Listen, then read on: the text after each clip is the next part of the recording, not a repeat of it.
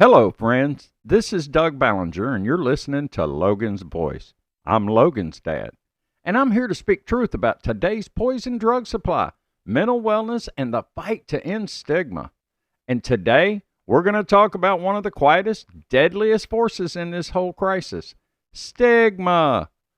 When you hear the word stigma, it might sound like an abstract thing. But let's be real. We've all heard it. We've all seen it. And if we're honest with ourselves, some of us have probably even said it. It's those eye rolls when somebody says their son is in rehab. It's the muttered, well, they made their bed, now they can lie in it. It's the way the conversation shifts when the word overdose comes up. Voices drop, people glance around, and suddenly it's gossip instead of compassion. And here's the thing, stigma kills. Not in the dramatic, sudden way that fentanyl can, but slowly, quietly. It convinces people to hide instead of ask for help. It tells families to keep silent instead of reaching out. It keeps neighbors, coworkers, and even church members from stepping in when they could be the lifeline someone needs. I've seen it in my own life. I saw it in the way people sometimes looked at my son Logan. I've heard it in comments after someone in the community died. Not sympathy, but judgment.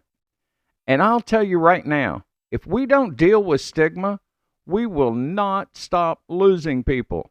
Because you can't have someone who's too ashamed to let you know they're in trouble. So today, we're going to pull stigma out into the light. We're going to talk about what it looks like, how it steals lives, and what we can do right now to break its grip. And I promise you, by the end of this episode, you'll start to notice it in ways you've never seen before. And that's the first step toward ending it. Before we can fight stigma, we've got to call it out for what it is. Because stigma isn't always someone shouting in your face. Most of the time, it's much quieter. It slips into the way we talk, the way we act, or even the way we think about people struggling with substance use disorder. First, let's make it plain. Stigma is prejudice. It's judgment. It's deciding someone's value based on a label. And it's everywhere when it comes to addiction. We see it in two main forms. The first is public stigma, the things other people say and do. That's the gossip, the stereotypes, and the assumptions. The second is self-stigma. When someone has heard that judgment so many times, they start to believe it themselves. They carry shame like a weight, and that shame keeps them from asking for help. Now, let me give you some real-world examples you've probably seen or heard. In language, calling someone a junkie, a druggie, or saying they're wasted instead of recognizing they're a person with a medical condition. Dismissive comments. Why can't they just stop? Or they brought this on themselves. And then there's avoidance. Crossing the street when you see someone who's clearly struggling. And those double standards. Treating diabetes or heart disease like real medical conditions, but treating addiction and substance use disorder like a moral failure. That's a dangerous double standard. And workplace bias. Not hiring someone because you heard they were in recovery, even though they're qualified and sober. Stigma can even hide in well-meaning conversations. I've heard people say, I'm so sorry for your loss, but you know, he made some bad choices. That's not comfort, that's judgment wrapped in sympathy. And here's something most people don't realize. Stigma doesn't have to be loud to be dangerous.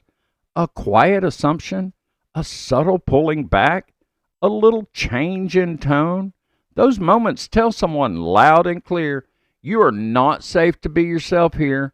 And when people don't feel safe, they hide. And when they hide, the risk grows.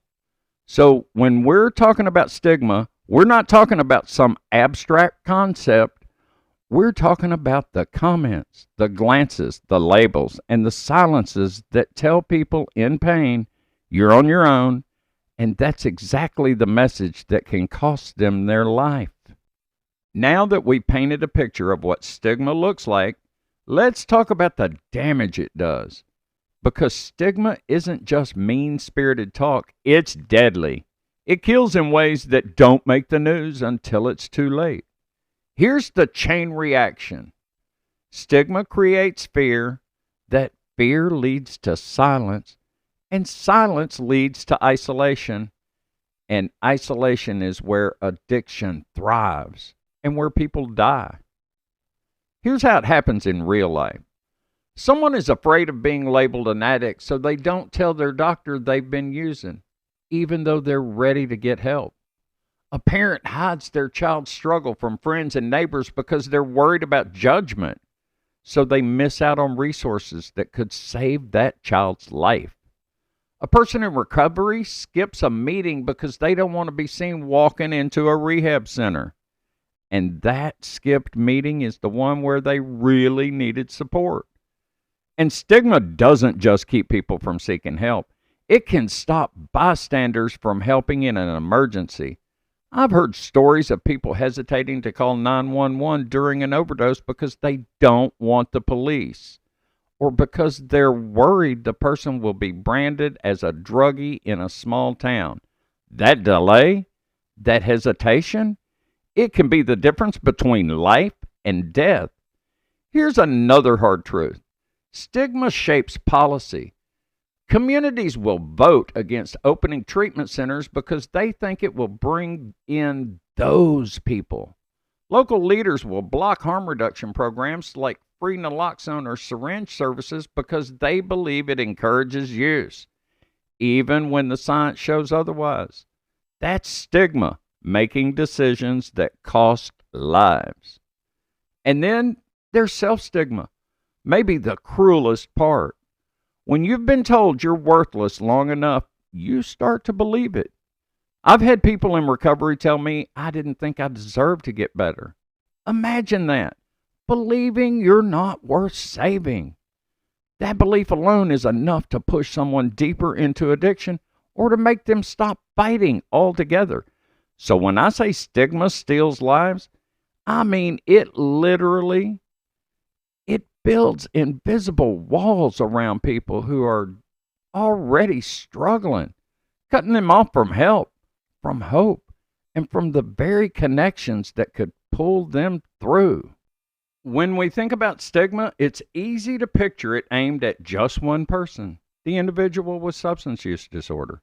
But stigma is like throwing a rock in a pond. The ripples go out in every direction, touching people who never even picked up the stone. It oftentimes hits families first. Parents feel judged for their child's addiction. I've heard other parents say, if you'd have raised them better, they wouldn't be in this mess. That one comment can cause mom or dad to pull back from their community. Siblings get labeled too. A sister might hear, aren't you so-and-so's sister? The one who's an addict? And suddenly she's treated differently at school or work. And grandparents feel the shame. Even though they had nothing to do with the addiction, they carry the weight of whispered comments at church or at the grocery store. It hits friendships and relationships.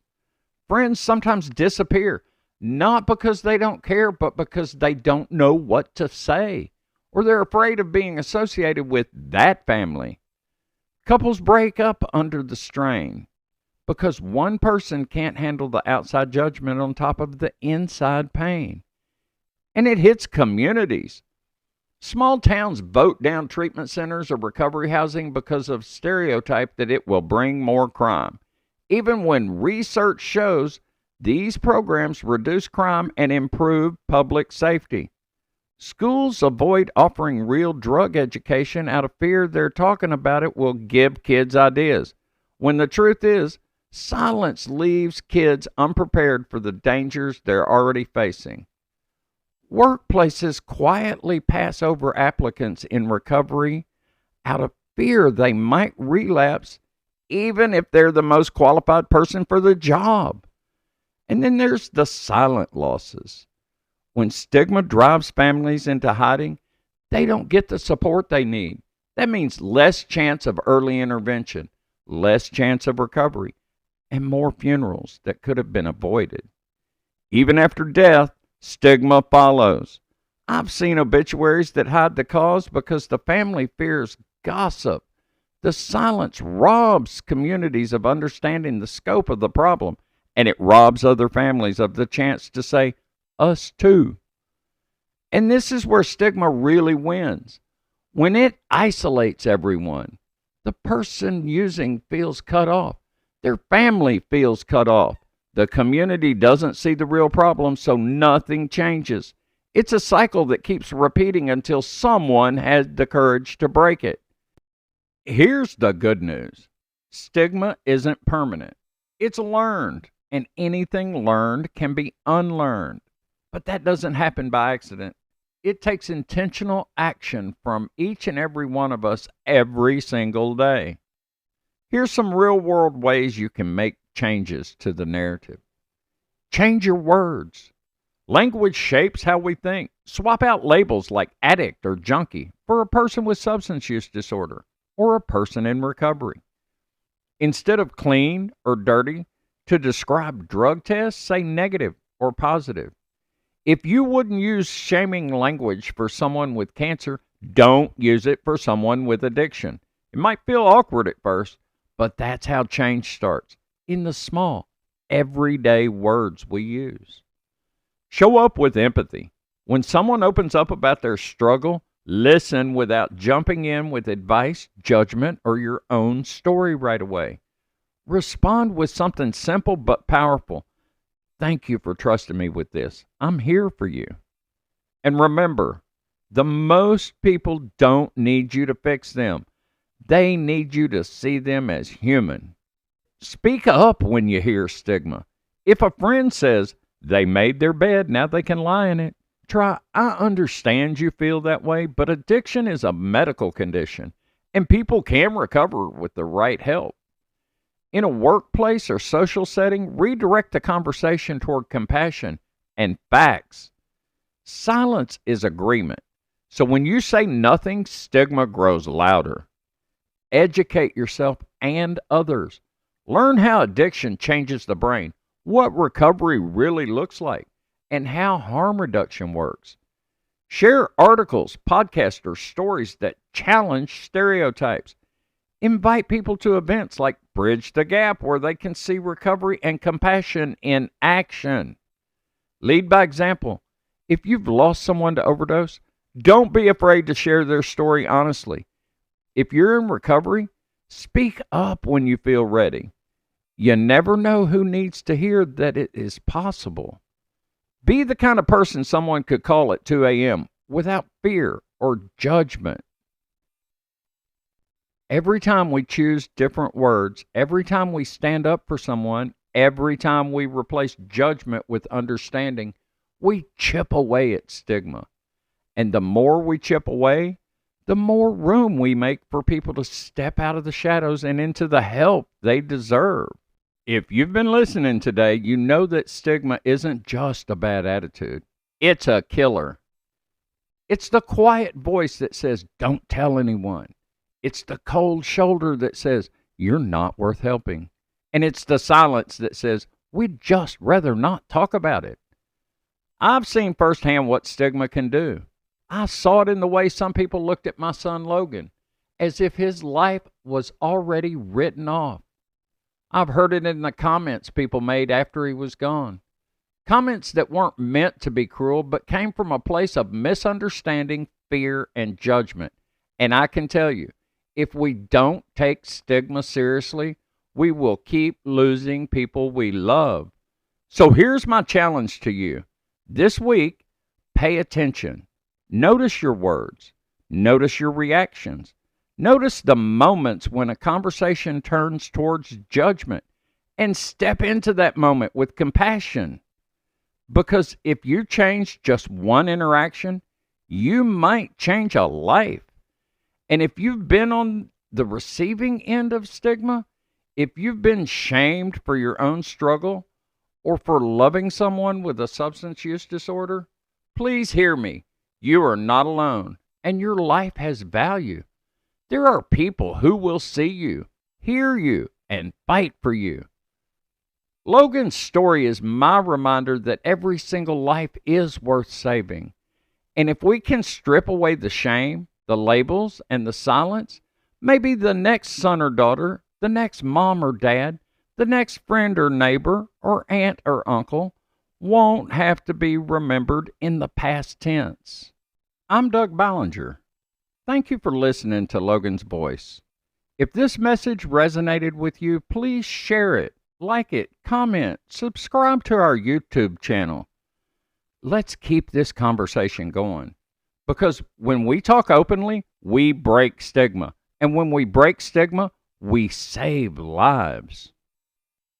I am Logan's voice. I am Logan's dad. And I will not be silent.